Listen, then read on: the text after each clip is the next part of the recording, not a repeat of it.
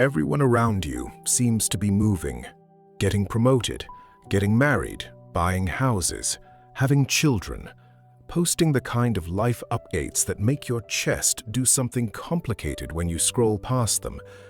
And you are sitting with the quiet, persistent feeling that you are somehow running late to your own life. Not because nothing is happening, sometimes a lot is happening, but because none of it seems to be happening in the right order, at the right speed, on the right schedule. A schedule you never consciously agreed to, but somehow feel judged by anyway. If that's you, you are not behind, but something has convinced you that you are, and that something has a name. Let's start with where the feeling comes from, because the sense of being behind in life is not a natural human experience, it is a constructed one. Humans did not always live with timelines. For most of history, there was no age by which you were supposed to have achieved certain things. Life unfolded according to seasons, circumstances, and community, not calendars. The rigid life timeline, school by this age, career by this age, partnership by this age, children by this age, house by this age, is a remarkably recent invention. And like most inventions, it was built to serve specific purposes that have very little to do with your actual well-being. It was built to serve economies, to create predictable consumers, to synchronize labor markets. The timeline was never about you, it was about systems that needed humans to move in formation. And yet, somewhere in childhood, most of us absorbed it as if it were a law of nature, as if being late to its milestones was a kind of failure, as if everyone else received the same map and you were the only one who hadn't found their route. Now here's where it gets more specific. Because the feeling of being behind doesn't just come from social timelines. It is intensified, almost beyond comprehension, by social media. Psychologists have studied what happens to self-perception when people are exposed to curated highlight reels of others' lives. The results are consistent. Upward social comparison, measuring yourself against people who appear to be doing better, reliably produces lower self-esteem, higher anxiety, and a distorted sense of your own progress. What social media shows you is not reality. It is a performance of reality. A selection of moments specifically chosen because they represent peaks. Nobody posts the Tuesday afternoon where nothing happened. Nobody posts the year that felt like treading water. Nobody posts the quiet decade of building something invisible. What you see is the arrival. What you never see is the road. And when you compare your road to someone else's arrival, you will always feel behind. Always. Because it is not a fair comparison. It was never a fair comparison.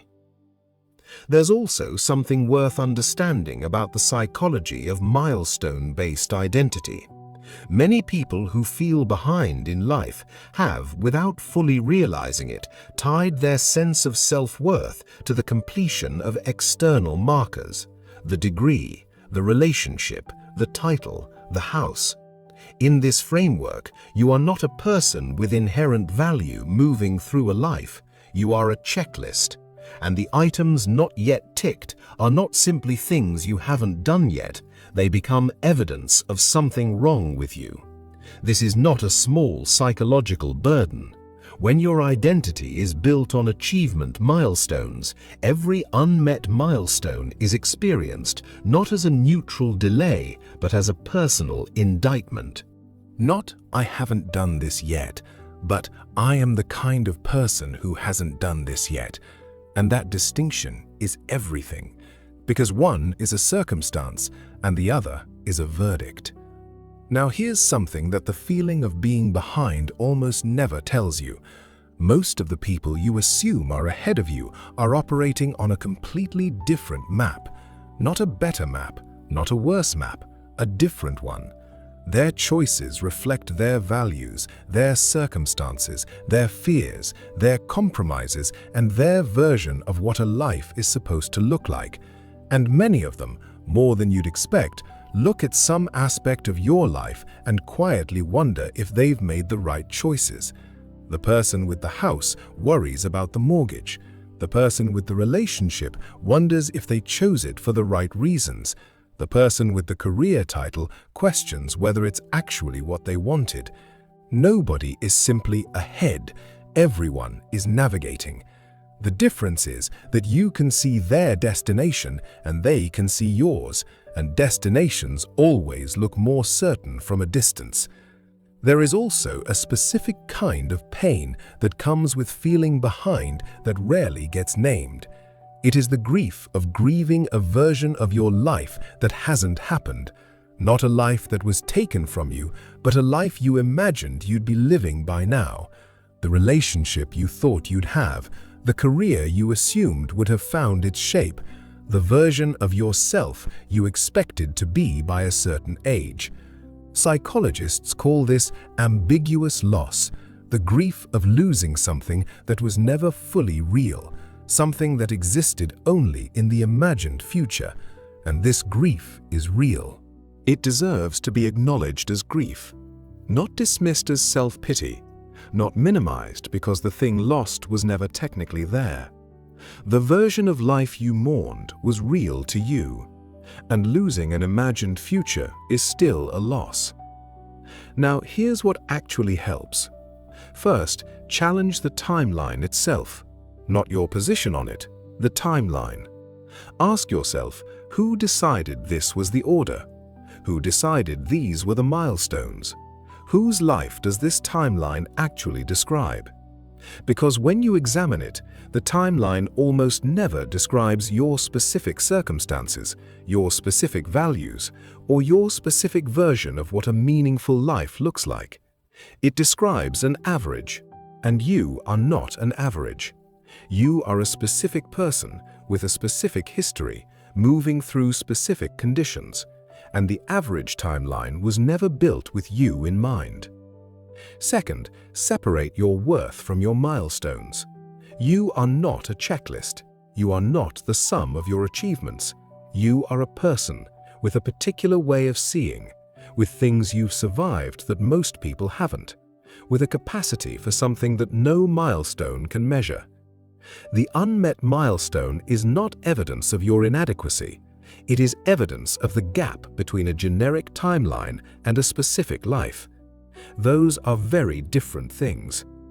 Third, redefine what on time means. On time does not mean by a certain age. On time means when it's ready. When you're ready, when the conditions allow, some of the most significant things in any life arrive late by the calendar and exactly on time by every other measure. The career that didn't find its shape until 35, the relationship that started when the previous one finally ended, the creative work that needed a decade of living before it had anything real to say. Late by the calendar, right on time by the life. You are not behind. You are on a different timeline, one that was never going to match the generic version, one that is being written by the specific circumstances of a specific life that no one else has lived. The people who seem ahead of you are not living your life faster. They are living a different life on a different road toward different things. Your road is not slower. Your road is yours. And the only real way to be behind on it is to spend so much time looking at someone else's that you forget to move on your own. If this felt like something you needed to hear today, subscribe, because that's exactly what we do here every single week.